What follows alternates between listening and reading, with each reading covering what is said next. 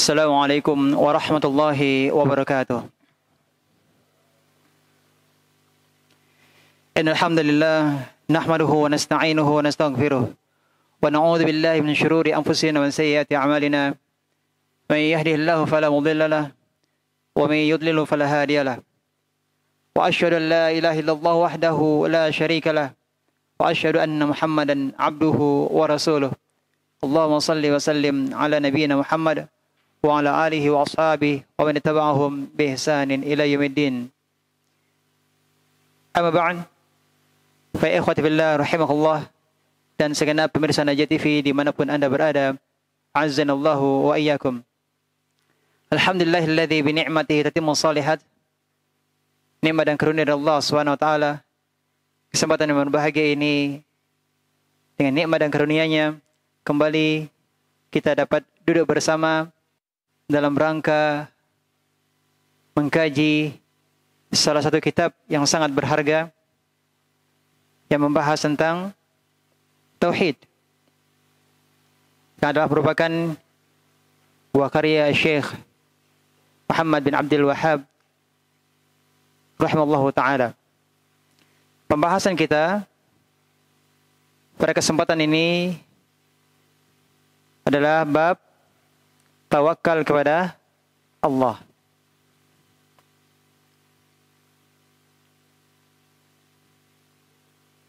Penulis berkata,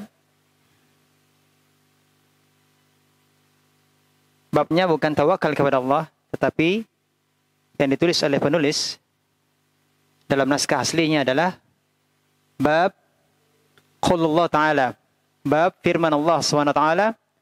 Beliau langsung menyebutkan ayatnya, wa 'alallahi fatawakkalu in kuntum mu'minin. Kemudian di dalam kitab terjemahannya ditulis apa? Bab tawakal kepada Allah. 6. Bab firman Allah SWT, wa 'alallahi fatawakkalu in kuntum mu'minin. Hanya kepada Allah lah kalian bertawakal jika kalian beriman. Berarti bab ini pembahasannya adalah tentang tawakal kepada Allah Subhanahu wa taala. Ikhwati billah rahimakumullah. Penulis mendatangkan bab ini untuk menjelaskan bahwa tawakal adalah ibadah. Jika seorang hamba bertawakal kepada selain Allah, maka berarti dia terjerumus kepada kesyirikan. Dan maksud utama dari penulis mendatangkan bab tawakal ini adalah agar pembaca kaum muslimin perhatian dengan rukun ibadah yang ketiga, yaitu roja, pengharapan kepada Allah Subhanahu wa taala. Apa kaitannya roja dengan tawakal? Apa kaitannya roja, pengharapan dengan tawakal? Karena tawakal itu mencakup penyerahan hamba urusannya kepada Allah Subhanahu wa taala, dan roja, pengharapannya kepada Allah agar Allah mewujudkan apa yang menjadi keinginannya. Jadi dalam tawakal itu sendiri ada apa? Penyerahan hamba urusannya kepada Allah Subhanahu wa taala, dan di saat yang bersamaan ada roja. Dia berharap agar apa yang menjadi keinginannya itu tercapai, terwujud. Ada roja. Ya. Dan dengan adanya bab tawakal ini, penulis ingin menyempurnakan tulisan beliau yang terkait dengan ibadah hati. Ya, yang terkait dengan ibadah hati. Sebelumnya sudah dibahas pembahasan tentang takut kepada Allah SWT, dan bab sebelumnya membahas tentang apa? Cinta kepada Allah SWT. Ini adalah rukun-rukun ibadah. Rukun-rukun ibadah. Rukun ibadah yang 3. Apa itu? Cinta. Yang kedua, takut. Yang ketiga adalah tawakal. Lihat bagaimana penulis menyusun tulisannya ini berurutan. Sistematis. Ya, rukun ibadah. Berurutan, cinta kepada Allah, kemudian dilanjutkan apa? Takut kepada Allah. Dan sekarang yang kita pelajari adalah terkait dengan harapan, roja. Nah, kemudian di sini penulis tidak menyatakan di sini tentang pembahasan tentang roja, ya. Tapi penulis menjadikan bab tawakal sebagai pembahasan rukun ibadah yang ketiga. Ya, penulis menjadikan tawakal sebagai pembahasan dari roja. Kenapa? Karena syirik pada tawakal banyak terjadi di tengah masyarakat. Ya, syirik pada tawakal banyak terjadi di tengah masyarakat. Wa 'alallahi fatawakkalu in kuntum mu'minin. Dan hanya kepada Allah kamu bertawakal jika kamu orang-orang yang beriman. Surat Al-Maidah ayat 23. Jadi bab ini merupakan sekali lagi rangkaian pembahasan tentang apa? Ibadah-ibadah hati. Kemudian tawakal merupakan ibadah yang sangat agung. Kenapa? Karena pada dasarnya ibadah dibangun di atas agama, ya. Agama itu dibangun di atas dasar ibadah dan tawakal. Agama dibangun di atas ibadah dan tawakal. Oleh karenanya, sampai-sampai sebagian ulama mengatakan bahwa at-tawakkul nisfuddin. Tawakal itu adalah separuh agama. Tawakal itu adalah separuh agama. Apa separuhnya lagi? Separuhnya adalah ibadah. Jadi ibadah itu terdiri dari agama itu terdiri dari apa? Ibadah dan tawakal. Dan banyak ayat di dalam Al-Quran yang menggandengkan antara ibadah dan tawakal. Banyak sekali ayat-ayat yang menggandeng antara ibadah dan tawakal. Yang paling mudah adalah apa yang kita baca di dalam salat kita. Setiap rakaat. Apa itu? Iyyaka na'budu wa iyyaka nasta'in. Pengakuan kita bahwasanya kita hanya menyembah Allah tabaraka ta'ala. Kemudian berikutnya adalah wa iyyaka nasta'in, dan hanya kepada Engkau lah kami mohon pertolongan. Ini adalah tawakal. Beribadah dan bertawakal. Banyak sekali ayat yang berbicara tentang ini. Ayat yang lain apa? Fa'budhu wa tawakkal alaih. Fa'budhu wa tawakkal alaih. Beribadahlah kepada Allah dan bertawakal kepadanya. Ya, ini Allah sebutkan dalam surah Hud ayat 123. Nah, ini perintah untuk mengibadahi Allah dan bertawakal kepada Allah tabaraka taala. Demikian juga Allah sebutkan dalam surat Al-Mulk. Qul huwar rahmanu amanna bihi. Apa kelanjutannya? Wa alaihi tawakkalna. Ya, katakanlah dialah Ar-Rahman, amanna bihi. Kami beriman dengannya. Wa alaihi tawakkalna, dan kami bertawakal kepadanya. Hanya kepadanya kami bertawakal. Nah, ini perintah, pernyataan bahwa beriman kepada Allah dan bertawakal kepadanya. Ini digandingkan iman dan tawakal kepada Allah Subhanahu wa taala. Demikian juga terkait dengan orang yang salat. Orang yang salat itu bertawakal juga atau tidak?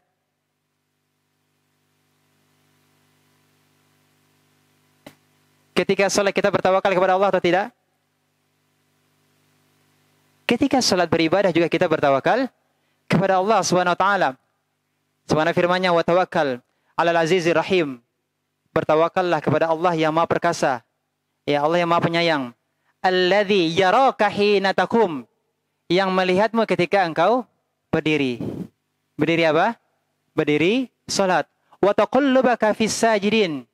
Dan melihat perubahan gerak-gerikmu di antara orang-orang yang sujud. Innahu was-samiul alim. Sesungguhnya Allah Maha mendengar dan Maha mengetahui. Nah, ini wa tawakkal 'alal azizir rahim. Di awalnya disebutkan apa? Perintah untuk bertawakal kepada Allah yang melihatmu ketika engkau salat. Nah, ini juga kaitannya apa? Antara ibadah dan tawakal. Dan juga telah kita pelajari pada pembahasan sebelumnya, di antara ciri-ciri orang-orang yang masuk surga tanpa azab dan tanpa hisab, di antaranya siapa? Orang-orang yang bertawakal kepada Allah Tabaraka Ta'ala, yang masuk surga tanpa hisab, tanpa azab. Ini orang-orang yang bertawakal kepada Allah Subhanahu Wa Ta'ala. Maka ini menunjukkan bahwa tawakal itu adalah ibadah dan hanya kita peruntukkan kepada Allah Subhanahu Wa Ta'ala. Pembahasan berikutnya adalah tawakal itu dibangun di atas dua perkara. Kalau hanya kita berdiri di atas salah satunya, atau kita hanya bersandar pada salah satunya, maka tawakal kita masih keliru. Belum dikatakan benar.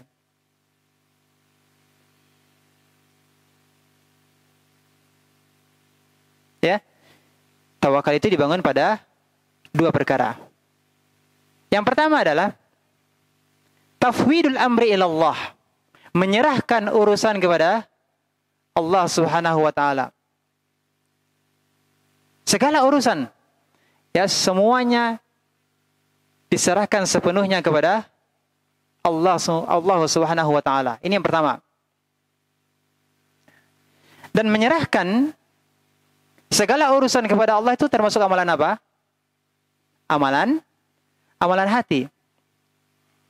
Ya, Imam Ahmad rahimahullah ta'ala mengatakan, at-tawakkulu amalul qalbi, bahwasanya tawakal itu adalah merupakan amalan hati.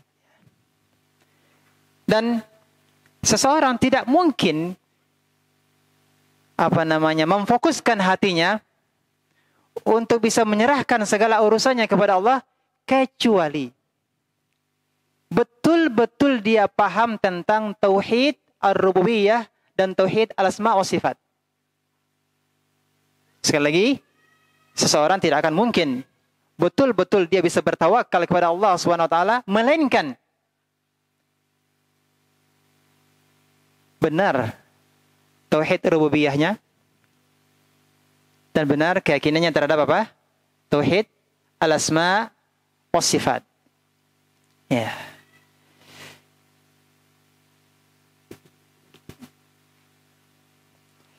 Nanti akan kita sebutkan, ya, kita jelaskan insyaallah, ya, kenapa atau apa kaitannya seseorang yang mempelajari tauhid ar-rububiyah, tauhid al-asma wa sifat, dan kaitannya dengan tawakal yang benar.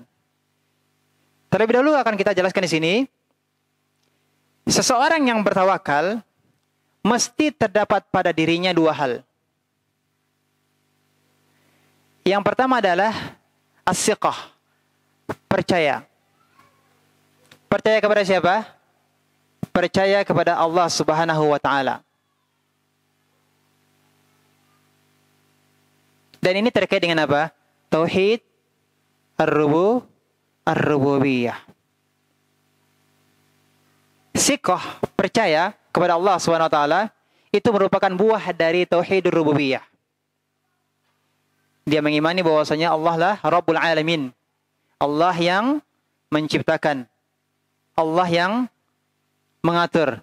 Allah yang memiliki alam semesta ini. Kalau dia sudah meyakini bahwasanya Allah Subhanahu wa Ta'ala adalah Rabbul Alamin, Allah yang menciptakan, Allah yang mengatur, Allah yang memiliki, maka dia akan percaya. Percaya kepada siapa? Percaya kepada Allah Subhanahu wa Ta'ala. Maka dia akan menyerahkan urusannya kepada siapa? Menyerahkan urusannya kepada Allah Subhanahu wa Ta'ala. Tapi kalau bermasalah tauhid rububiyahnya, berarti dia akan lari dari Allah. Dia akan berpaling dari Allah. Kenapa terjadi kesyirikan? Karena belum betul-betul memahami tentang tauhidur rububiyah. Ya. Bahwa Allah lah yang menciptakan, Allah lah yang mengatur, Allah lah yang memiliki. Nah, kemudian yang kedua adalah husnuzon. Seseorang yang bertawakal harus ada pada dirinya dua perkara tadi. Siqah, percaya kepada Allah SWT. Caranya dengan mempelajari tauhid ar-rububiyah. Yang kedua adalah husnuzon, berprasangka baik kepada Allah SWT. Dan inilah merupakan buah dari tauhidul asma wa sifat.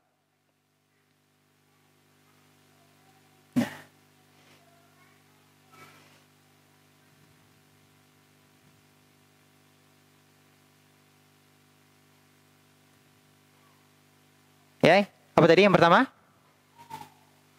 Siqah, percaya kepada Allah SWT. Yang kedua adalah husnuzan.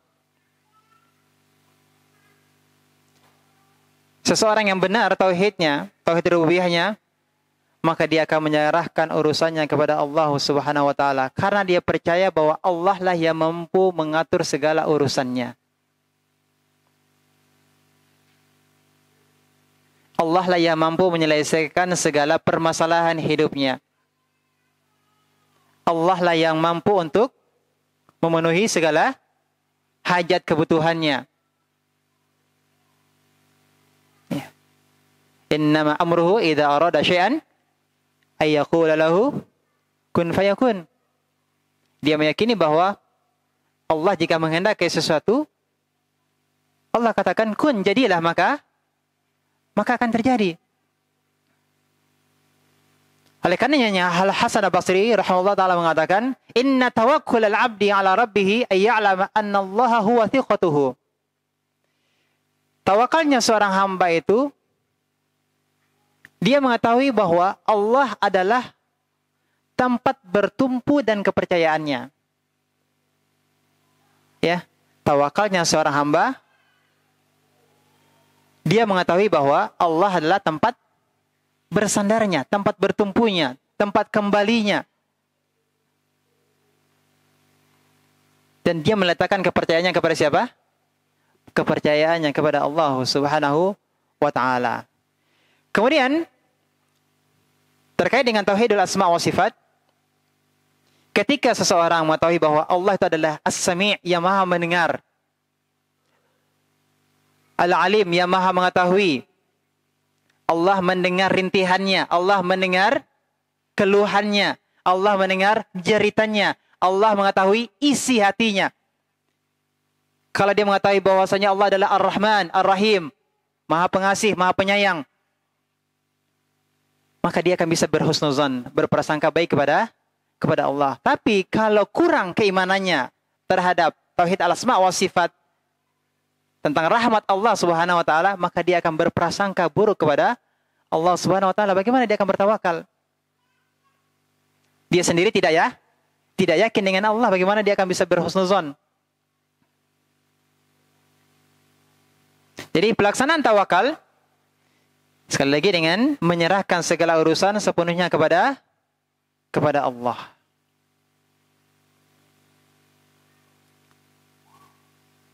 Dan tawakal itu sendiri adalah merupakan praktek dari tauhid uluhiyah. Karena tawakal itu adalah ibadah. Maka dengan demikian, tawakal itu adalah ibadah yang agung. Kenapa? Karena dia mencakup tiga tauhid tadi masuk semuanya. Ya.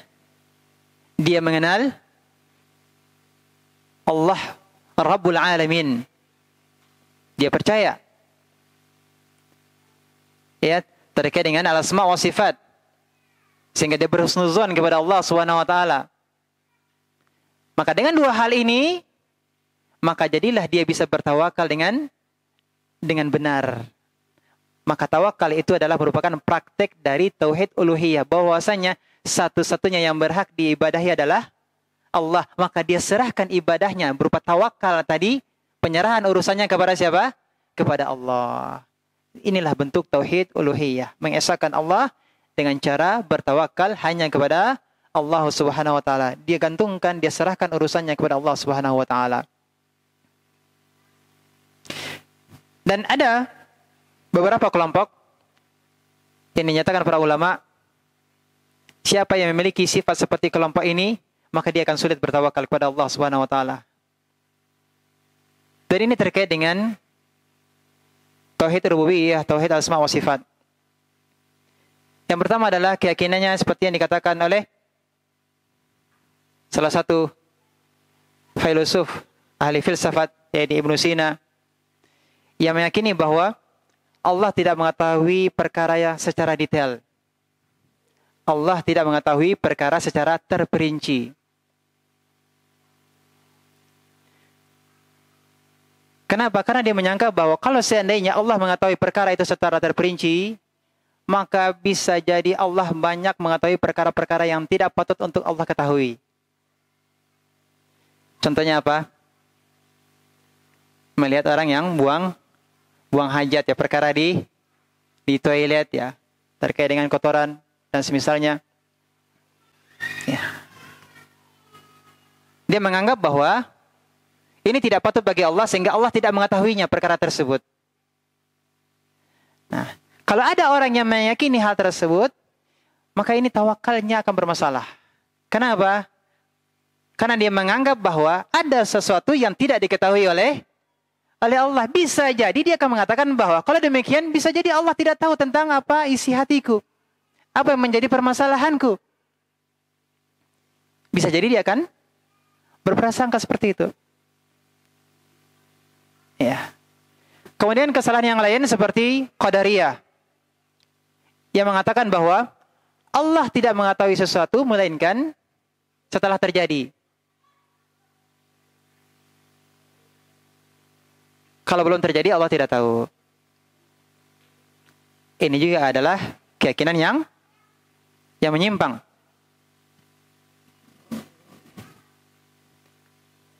Kemudian juga masih Qadariyah juga keyakinannya bahwa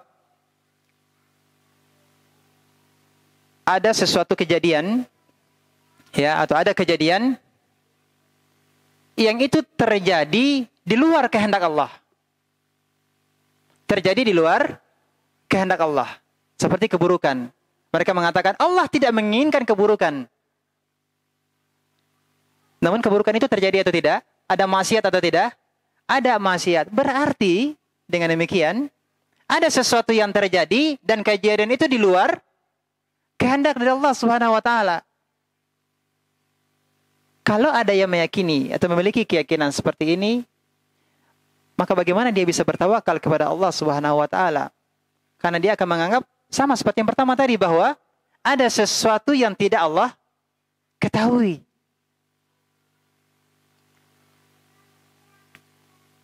Ya. Berarti dia tidak akan percaya kepada Allah. Bagaimana dia akan bisa berhusnuzon kepada Allah? Keyakinannya tentang Allah keliru. Dan yang lebih parah lagi adalah seperti Jahmiyah yang mengingkari semua sifat Allah Subhanahu wa taala. Ya, sampai mereka juga mengingkari bahwa Allah itu tidak mencintai. Ya. Bahkan mereka juga mengingkari firman Allah SWT, Innallaha yuhibbul mutawakkilin, sesungguhnya Allah mencintai orang-orang yang bertawakal. Mereka juga mengingkari firman Allah SWT ini.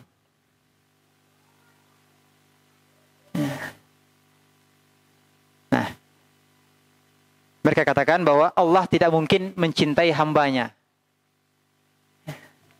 Apa sebab? Karena mereka menganggap ini semuanya adalah merupakan sifat dari makhluk.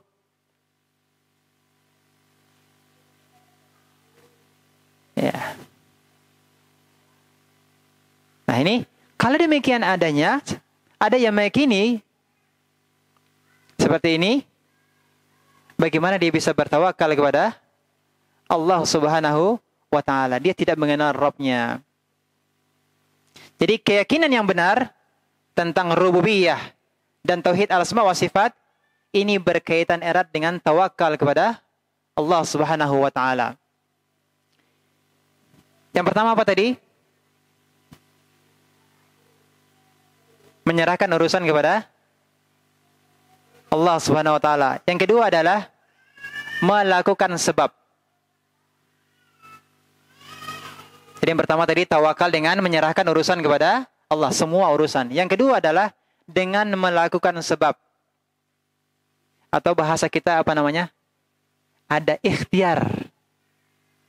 Ya, melakukan ikhtiar, ada usaha.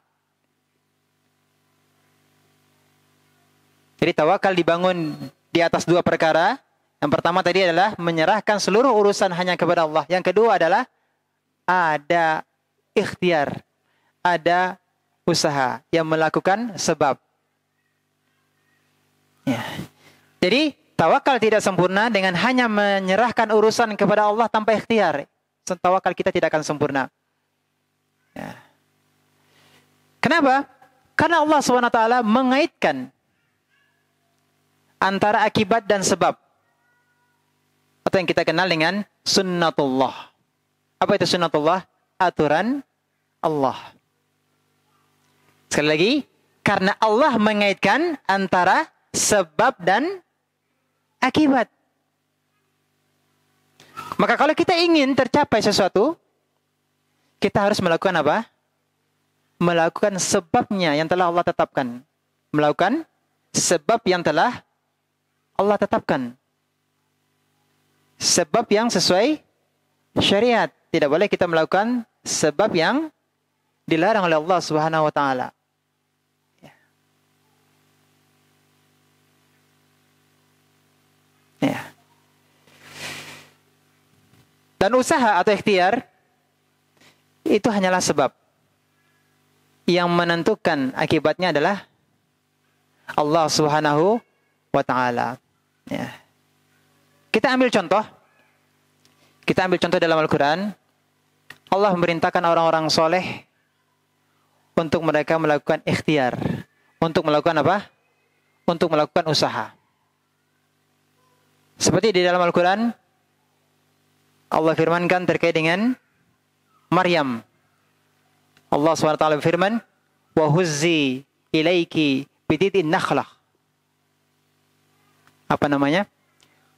Goyangkan pangkal atau akar pohon korma ke arahmu. Ya. Siapa yang diperintahkan ini? Maryam. Bagaimana ceritanya? Maryam kondisinya sedang keadaan hamil. Ya. Sakit. Ya. Kelaparan. Haus. Ada pohon kurma. Apa yang Allah perintahkan? Allah perintahkan untuk supaya bisa makan kurma tadi bagaimana caranya? Ya, digoyang. Ya. Tusakit alaiki rutaban janiyya. Maka pohon tersebut akan menjatuhkan kurma masak untukmu. Coba kita amati, kita cermati. Mungkin tidak Allah SWT langsung menjatuhkan kurma untuk Maryam? Mungkin atau tidak? Sangat mungkin. Mungkin atau tidak Allah jadikan Maryam kenyang tanpa makan? Sangat mungkin. Tetapi apa yang Allah perintahkan? Allah suruh untuk berusaha, untuk mengambil sebab. Apa sebabnya? Dengan cara goyang pohon itu. Ya. Tetapi dia adalah seorang wanita yang dalam kondisi hamil. Kuat tidak untuk menggoyang akar pohon korma supaya kormanya jatuh? Tidak. Ya, tidak. Allah bantu, Allah tolong. Tapi ambil sebabnya. Lakukan sebabnya. Apa sebabnya? Berusaha terlebih dahulu. Bagaimana caranya supaya kurma itu jatuh? Berusaha. Nalar kita mengatakan bagaimana seorang wanita yang dalam kondisi hamil bisa menggoncang kurma. Kita laki-laki saja mungkin belum tentu kurmanya akan jatuh. Ya. Tapi yang Allah perintahkan adalah ambil sebabnya. Lakukan sebabnya. Ada ikhtiar, berusaha terlebih dahulu. Maka kemudian Allah tolong, kurmanya jatuh. Ya. Jadi di sini bahwa tawakal itu tidak hanya berserah diri kepada Allah SWT tanpa melakukan apa? Usaha.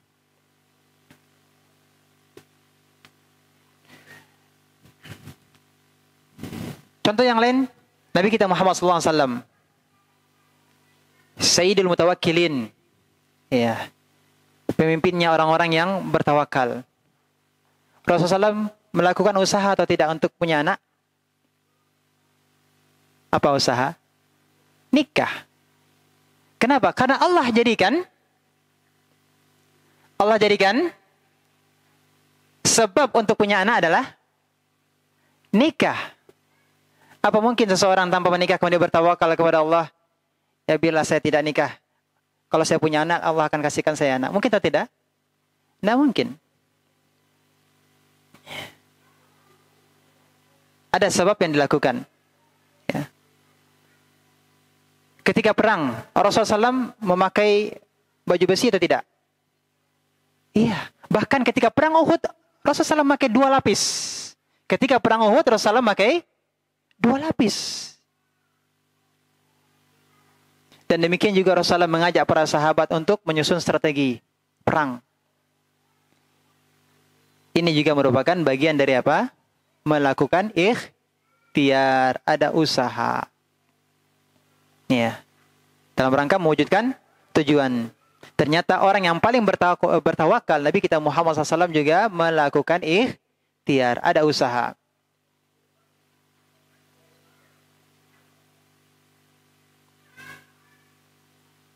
Ikhtiar ini adalah berkaitan dengan jawarih, ya, berkaitan dengan anggota tubuh. Adapun tadi menyerahkan urusan tadi kepada Allah terkait dengan apa? Terkait dengan hati. Maka kedua-duanya harus dijalankan. Contoh yang lain sabda Nabi SAW,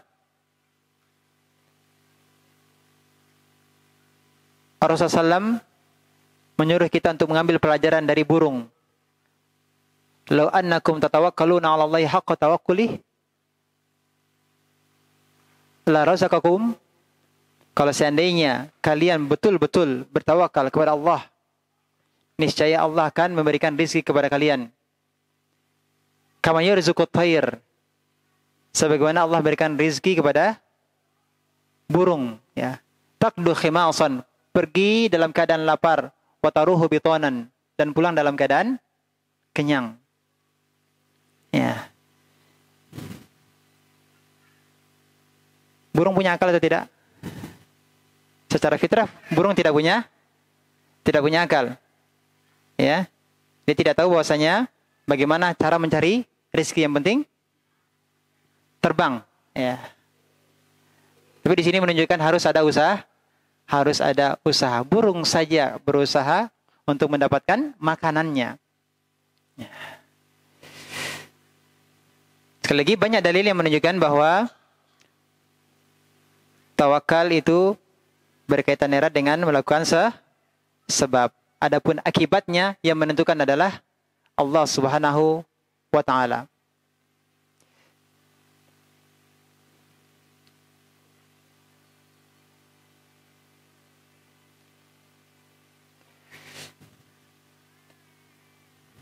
Maka tawakal yang benar kesimpulannya adalah dengan melakukan sebab dan hati bergantung kepada Allah Subhanahu wa Ta'ala. Nah sekarang, kekeliruan atau kesalahan yang terkait dengan tawakal. Penyimpangan-penyimpangan yang terkait dengan tawakal. Yang pertama adalah tawakal yang merupakan syirik akbar. Tawakal yang merupakan syirik akbar. Tadi sudah kita mukaddimahi, bab ini adalah wa 'alallahi fatawakkalu in kuntum mu'minin. Hanya kepada Allah kalian bertawakal jika kalian beriman. Maka tidak boleh seseorang bertawakal kepada selain Allah. Yang bertawakal kepada selain Allah itu apa? Syirik. Contohnya adalah tawakal kepada mayit. Ya.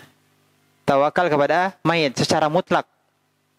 Sepenuh hatinya dia bertawakal kepada mayit. Ini terjadi pada sebagian kaum muslimin Ya, pergi ke kuburan dan meminta kepada mayit, menyerahkan urusannya kepada mayit. Ini adalah merupakan syirik akbar. Yang lainnya adalah tawakal kepada yang gaib. Yang gaib seperti bertawakal kepada jin. Atau bertawakal kepada seseorang yang dianggap wali. Namun wali tersebut tidak hadir di hadapannya. Berarti kan gaib, tidak ada. Namun dia meyakini bahwa walinya tersebut bisa melihat, bisa mendengar. Mengetahui apa yang sedang dia perbuat. Oleh karenanya dia bertawakal dengan wali tersebut. Maka ini termasuk apa? Syirik akbar. Yang ketiga adalah bertawakal kepada makhluk. Makhluk tersebut ada. Hadir di hadapannya, tidak gaib, ada. Masih hidup, ya, hidup ada di depannya. Tapi dia bertawakal untuk urusan yang makhluk tersebut tidak mampu untuk melakukannya.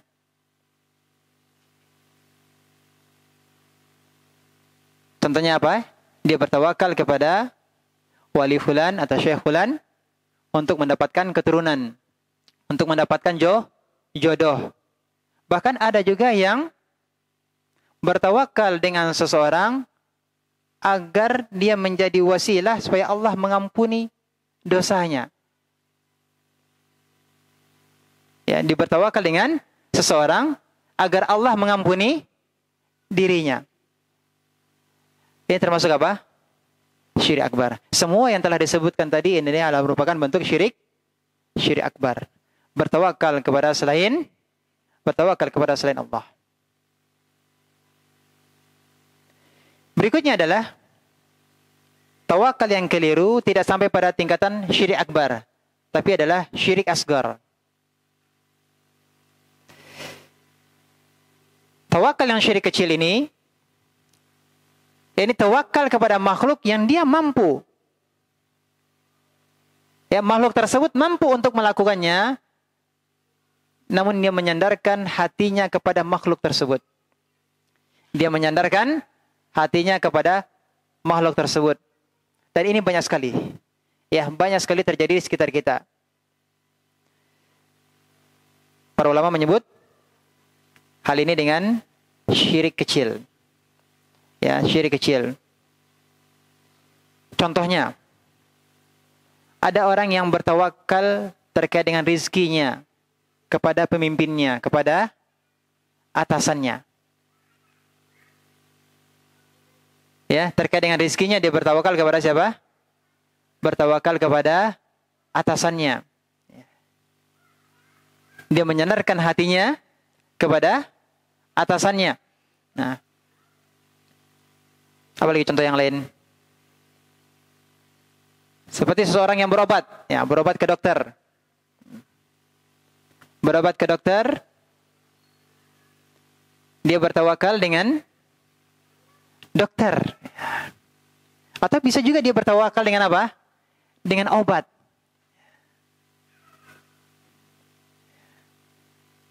Ya. Hatinya bersandar atau condong kepada makhluk, condong kepada dokter, condong kepada obat. Ya. Ini juga disilakan oleh para ulama sebagai syirik kecil. Jadi, bagaimanapun seseorang, ya, dia berobat ke dokter,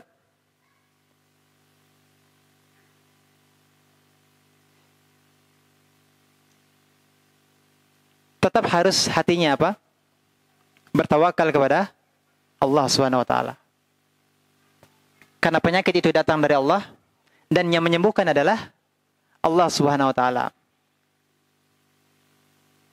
Namun kita diperintahkan untuk melakukan usaha. Apa usahanya?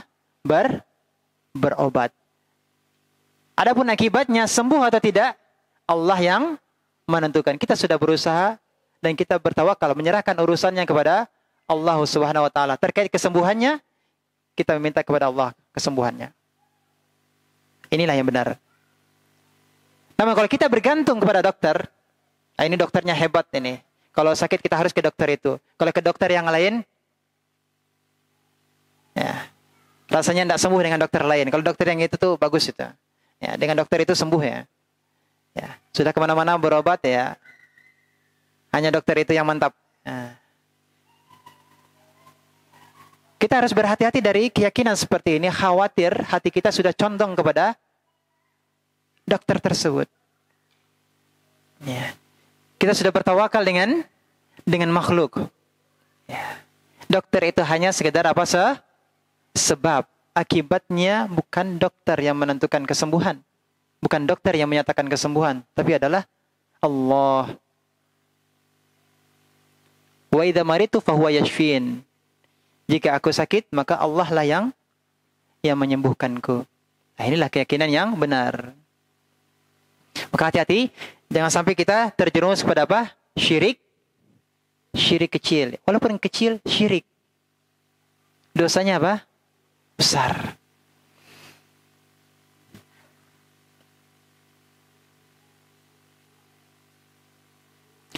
Yang ketiga adalah tadi syirik besar sudah, syirik kecil sudah, sekarang tawakal yang kurang. Tawakalnya tidak salah, tapi tawakalnya masih ada yang kurang, tidak sempurna.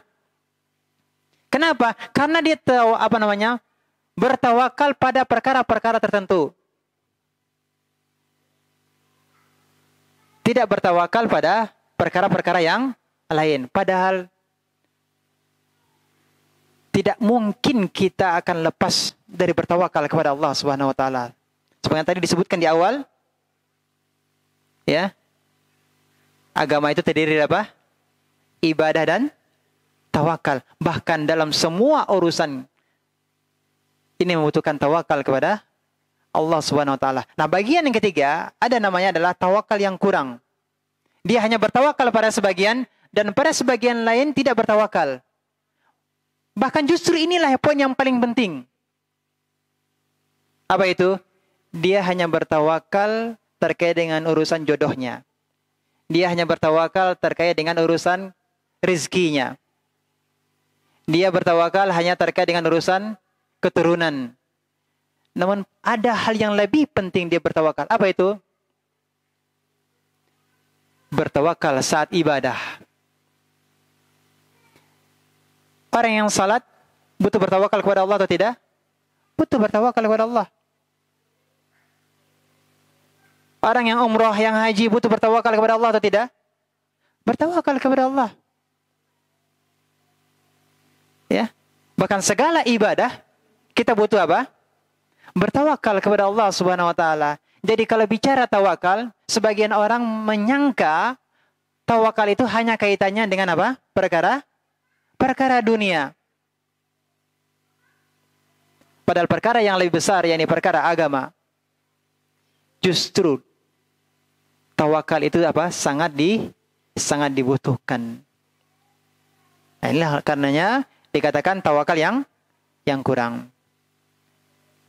Dalam berdakwah butuh tawakal atau tidak? Bertawakal. Ya, dalam dakwah juga kita butuh bertawakal. Ya, kita mengajak keluarga kita kepada sunnah. Butuh tawakal atau tidak? Tawakal. Kita berusaha, kita hanya berusaha. Ya. Dan kemudian urusannya kita serahkan kepada Allah Subhanahu wa taala terkait dengan apa? Hidayah. 6. Bahkan Nabi kita Muhammad SAW pun juga dalam dakwah diperintahkan oleh Allah Subhanahu wa taala, "Fatawakkal 'ala Allah." Bertawakallah engkau kepada Allah, innaka 'ala haqqil mubin, karena sesungguhnya engkau berada di atas kebenaran yang nyata. Nabi kita Muhammad SAW diperintahkan dalam dakwah untuk bertawakal kepada Allah. Tentunya kita lebih butuh lagi untuk bertawakal kepada Allah Subhanahu wa taala. Yang keempat adalah kesalahan terkait dengan tawakal adalah meninggalkan sebab. Berikutnya adalah kekeliruan terkait dengan tawakal adalah tidak melakukan ikhtiar atau meninggalkan sebab. Ya. Al-Imam Ibnul Qayyim rahimahullah taala menyebutkan tentang kisah seorang yang ingin membuktikan bahwasanya dia sangat bertawakal kepada Allah. Dan dia ingin membuktikan bahwa Allah akan memberikan rezeki kepadanya tanpa usaha. Apa buktinya? Dia ingin membuktikan dia adalah orang yang paling tawakal, yang sangat bertawakal.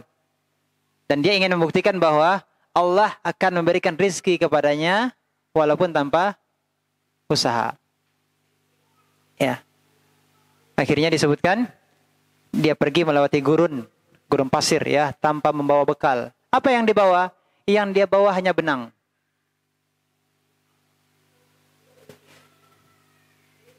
Dia melakukan perjalanan di gurun pasir tanpa membawa makanan, tanpa bawa minuman. Yang dibawa hanya benang. Ketika ditanya, kenapa Anda lakukan hal ini? Maka dikatakan,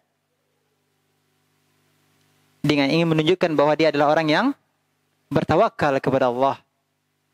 Dan Allah akan memberikan rizki kepadanya. Allah akan beri makanan minum kepadanya, walaupun dia tidak berusaha. Tapi kenapa engkau membawa benang? Dia katakan bahwa ini untuk aku gunakan untuk menjahit bajuku ketika melakukan perjalanan, bisa jadi bajuku akan sobek. Aku khawatir auratku akan tersingkap. Maka aku bawa benang untuk apa? Menambal pakaianku yang sobek. Maka orang-orang mengatakan, bukankah ini juga adalah merupakan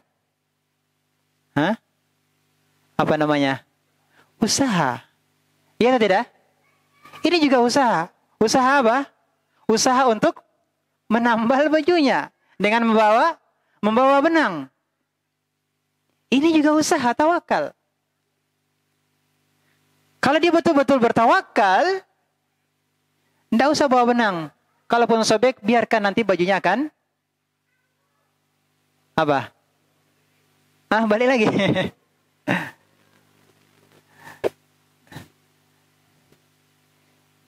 Jadi tidak perlu bawa benang, dia biarkan sobek nanti tersambung sendiri. Ya. Harusnya kan begitu. Tapi kenyataannya tidak. Oleh karenanya Imam Ibnul Qayyim mengatakan bahwa meninggalkan sebab itu bertentangan dengan akal. Menyelisihi syariat. Dan ini adalah perkara yang mustahil. Ya, meninggalkan apa? Sebab. Semua orang pasti melakukan sebab. Ya, semua orang pasti melakukan sebab.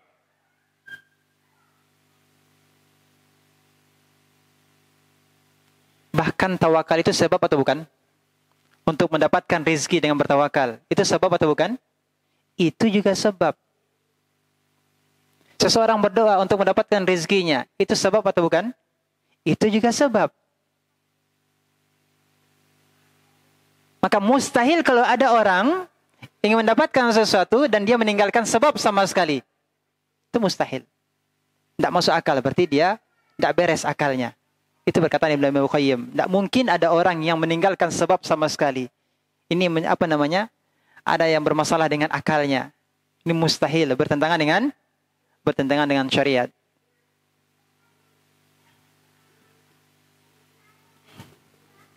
Dan orang-orang yang berusaha, itu pun juga belum tentu dia akan mendapatkan hasilnya. Ya atau tidak? Nah, apalagi orang yang sama sekali tidak berusaha. Namun dikecualikan oleh para ulama, kalau betul-betul kondisinya memang dia tidak bisa berusaha, yang dia bisa lakukan apa? Pasrah. Seperti yang terjadi pada Nabi kita, Ibrahim alaihissalam, ketika beliau akan dibakar. Beliau bisa melakukan sesuatu untuk menyelamatkan dirinya? Tidak bisa. Apa yang bisa beliau lakukan untuk menyelamatkan dirinya? Tidak ada. Ya. Maka pasrah, bertawakal kepada Allah Subhanahu wa taala. Yang beliau bisa lakukan apa? Mengucapkan hasbunallah wa ni'mal wakil. Bahkan ini juga sebenarnya sebab. Ini juga merupakan apa? Sebab. Sebab Allah menolongnya apa?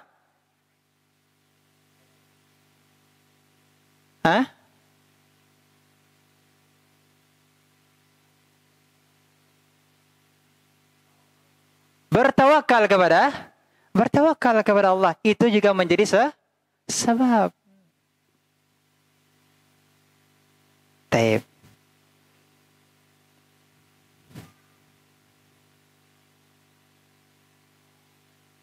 Bahkan juga disebutkan, dan ini sebenarnya banyak kejadian ketika seseorang, mungkin ada kisah-kisah di rumah sakit ya, orang yang sudah divonis oleh dokter, kemungkinan 2 bulan, 3 bulan lagi ini menurut perhitungan medis tidak bisa lagi diselamatkan. Ikhtiar sudah dilakukan, berobat sana, berobat sini, sudah operasi sana, operasi sini. Kemudian setelah itu tidak ada lagi sesuatu yang bisa diupayakan untuk operasi, atau tadi disebutkan mungkin sudah divonis oleh dokter. Tidak lama lagi. Tidak lama apa lah? Sembuh atau tidak lama? Dead. Inna lillahi wa inna ilaihi raji'un. Tapi ada orang yang menasihati untuk apa? Cobalah dengan harta yang sedikit, hartamu yang tersisa ini sedekahkan. Minta kepada Allah kesembuhan. Ikhtiar sudah dilakukan, tapi ternyata apa? Hasilnya bagaimana? Allah yang menentukan. Maka dia melakukan usaha yang lain. Usaha yang lain apa? Bersedekah dan mengharap dengan sedekahnya tersebut Allah menyembuhkannya. Dan tidak sedikit orang yang sembuh. Apa sebabnya? Karena dia berserah diri kepada Allah Subhanahu wa taala. Dia pasrah kepada Allah Subhanahu wa taala. Oleh karenanya, kenapa ketika seseorang terdesak, ketika seseorang terzolimi, doanya sangat mustajab? Hah?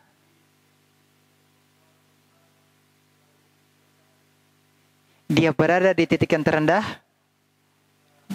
betul-betul dia menyerahkan dirinya kepada Allah Subhanahu wa taala.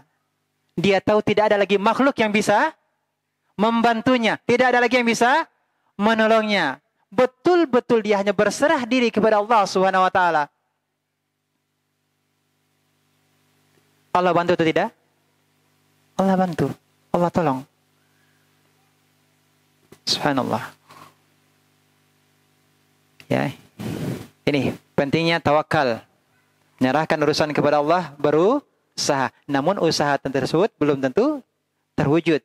Karena Allah lah yang menentukan. Yang jelas kita minta kepada Allah apa? Yang terbaik.